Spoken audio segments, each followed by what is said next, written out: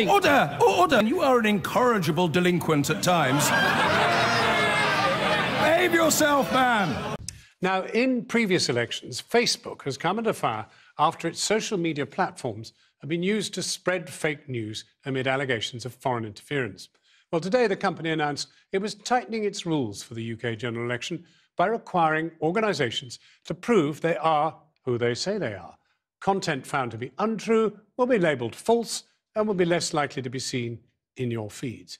As part of our Target Voter series, Porrick Brown has been taking a look. Porrick.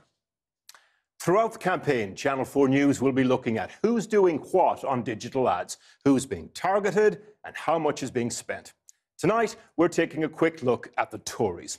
Last week, the Conservative Party's official account had spent £20,000 on Facebook and Instagram alone. So, who are they targeting and where? Unlike previous elections, Facebook now gives us some of this information. So, for example, if you live in Derby North, this ad may have appeared in your timeline. The party spent between £600 and £700 to push it out on Facebook over 2 days. It got up to 100,000 impressions. The electorate in that seat is just under 70,000. And you can see the largest age group that received that ad was between 25 and 34. In fact, versions of this ad were pumped out in 30 Conservative Labour marginals. You can see where the ads are targeted on the map. All Labour seats in the North, Wales and the Midlands. And while we're here, it's worth pointing out that our fact-check team spotted something strange about some of these ads.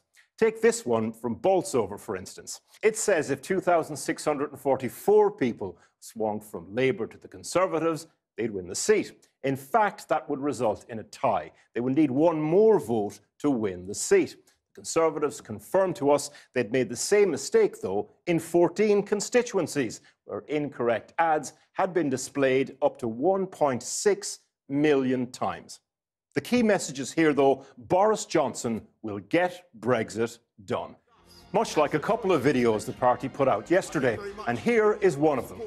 But interestingly, this second video, also put out yesterday, was aimed entirely at men, aged between the ages of 18 and 34. Let's get Brexit done.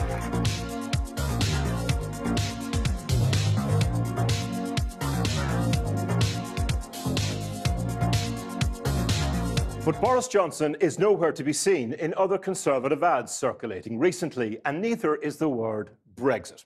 This sponsored ad, for example, was promoting Scott Mann's constituency, North Cornwall, with much more emphasis on the local candidate. In fact, there have been 26 seats promoted in this way. And you can see these are very different seats. They're largely in the south. Many are held by Tories, where pro-Remain candidates seem to be the biggest threat. Now, these are local ads promoting specific candidates in specific seats, but they're paid for by the National Party and are no longer active. That's because the election's regulated period has started, and from yesterday, any spending promoting local candidates will have to be declared against much smaller constituency spending limits, usually around £15,000. Now, we'll be watching to see if the National Party will continue pushing local candidates now the campaign has begun in earnest. Over the course of the campaign, Target Voter will be looking at political ads by all the main parties and their supporters. But Facebook only give us some of the information. They give you a lot more. If you see a sponsored political ad, we want to know why.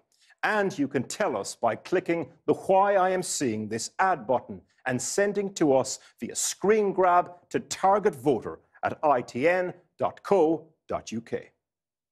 Porrick Brown, and you can read the full fact-check article mentioned in their report at channel4.com/news/factcheck.